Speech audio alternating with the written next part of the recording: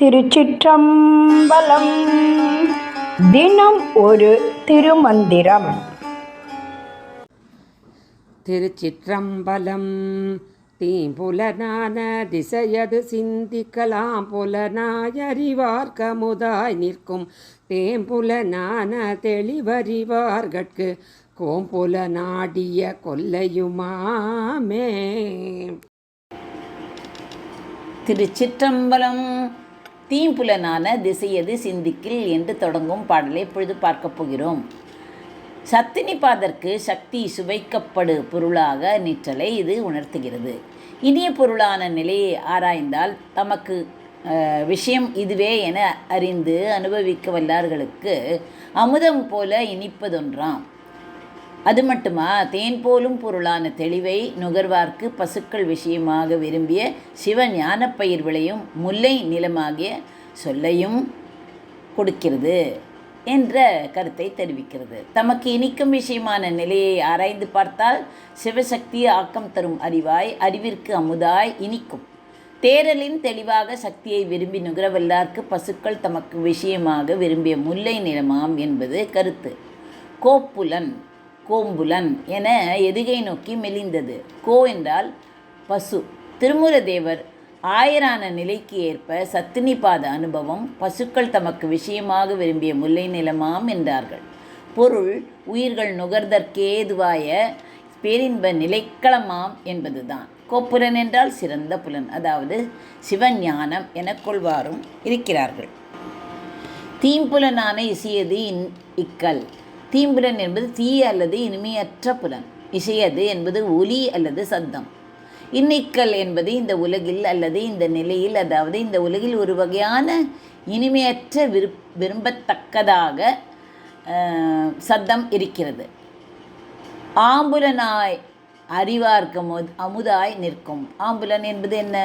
ஆனந்தமான புலன், அதாவது இனிமையான ஒலி. அறிவார்க்கு அமுதாய் நிற்கும் என்பது அதை அறிந்தவர்களுக்கு அது அமுதமாக இருக்கும். அதாவது அந்த இனிமையற்ற ஒலி கூட அதை உணர்ந்து கொள்பவர்களுக்கு இனிமையான அமுதாக மாறும்.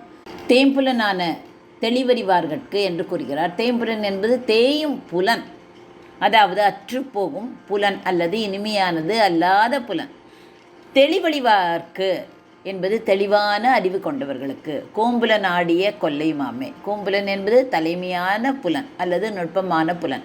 ஆடிய கொல்லையுமாமே என்பது அது ஒரு களியாட்ட மைதானமாகவும் சத்தமிடும் இடமாகவும் அமையும். சுருக்கமாக சொன்னால், சாதாரணமானவர்களுக்கு இனிமையற்ற சத்தமாக தோன்றுவது ஞானம் உள்ளவர்களுக்கு அமுதமாகவும் அவர்களுக்கு விளையாடும் இடமாகவும் மாறும் என்பதே இந்த பாடலின் சாரம். தீம்புலனான இசையது இன்னக்கல். இங்கு இசை என்பது வெறும் காதால் கேட்கும் சத்தத்தை மட்டும் குறிக்கவில்லை. இது பரம்பொருளின் நாதன் அல்லது பிரணவம், அதாவது ஓம் என்ற பிரணவம் என்ற அதிர்வை குறிக்கிறது. இந்த நாதம் உலகில் பற்றுள்ள சாதாரண மக்களுக்கு ஒரு இறைச்சலாகவோ அல்லது புரியாத சத்தமாகவோ தீம்புலன் தோன்றும். அவர்கள் புலன்களால் மட்டுமே உலகை உணர்வதால் பரம்பொருளின் நுட்பமான ஒலியை அவர்களால் புரிந்து கொள்ளவே முடிவதில்லை. ஆம்புலன் ஆயறிவார்க்கு அமுதாய் நிற்கும். ஆனால் ஆன்மீக பயிற்சியின் மூலமும் ஞானத்தின் மூலமும் ஆம்புலனாய், அதாவது உள்ளு உணர்வில்லாமல் இந்த நாதத்தை உணர்ந்தவர்களுக்கு அது அமுதமாய், அதாவது அமுதாய் பேரின்பமாக மரணமில்லா பெருவாழ்வாக நிற்கும். இந்த நாதம் உள்முகமாக உணரப்படும் போது அது ஆன்ம விடுதலைக்கும் இறை அனுபவத்திற்கும் வழிவகுக்கிறது. யோகிகள் மற்றும் சித்தர்கள் இந்த நாதத்தை தியானத்தின் மூலம் உணர்ந்து பேரானந்தம் அடைவார்கள். தேம்புலனான தெளிவறிவார்கட்கு கோம்புலன் ஆடிய கொல்லையுமாமே என்று கூறுகிறார். தேம்புலனான தெளிவறிவார்கள் என்பவர்கள் உலகப்பற்றுக்களை துறந்து தெளிந்த ஞானம் பெற்ற பெரிய ஞானிகள். அவர்களுக்கு இந்த நாதம் என்பது வெறும் அமுதம் மட்டுமல்ல, அது கோம்புலன் ஆடிய கொல்லையுமாகும். கொல்லை என்பது ஒரு விளையாட்டு மைதானம் அல்லது களியாட்ட சாலை. கோம்புலன் என்பது தலைமையான புலன், அதாவது அந்த நாதமே அவர்களுக்கு எல்லாவற்றையும் உணர்த்தும் முதன்மை புலனாக அமையும். இதன் பொருள், மிக உயர்ந்த ஞான நிலையில் இருப்பவர்களுக்கு பரம்பொருளின் இந்த நாத அதிர்வானது அவர்கள் விளையாடும் ஒரு இடத்தைப் போல அவர்கள் முழுமையாக ஒன்றி வாழும் ஒரு பிரபஞ்ச அனுபவமாக மாறுகிறது. அவர்களுக்கு அந்த நாதம் என்பது ஒரு சாதாரண ஒலி அல்ல, அதுவே அவர்களது இருப்பு, அதுவே அவர்களது ஆனந்தம், அதுவே அவர்களது பிரபஞ்சம். அவர்கள் அந்த நாதத்துடன் ஒன்றி அதன் மூலம் பிரபஞ்சத்தின் ரகசியங்களை உணர்ந்து அதில் திளைத்திருக்கிறார்கள். சுருக்கமாக உலகியலில் மூழ்கி இருப்பவர்களுக்கு பரம்பொருளின் நாதம் வெறும் ஒலி அல்ல, இரைச்சலாக தோன்றும்.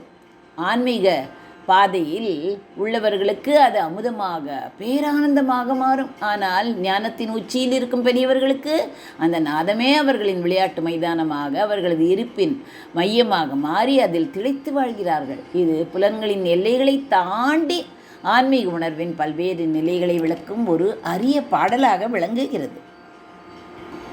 தீம்புலனானது சீது சிந்திக்கில் ஆம்புலனாய் அறிவார்க்கு அமுதாய் நிற்கும் தேம்புலனான தெளிவறிவார்கட்கு கோம்புலன் ஆடிய கொல்லையுமாமே.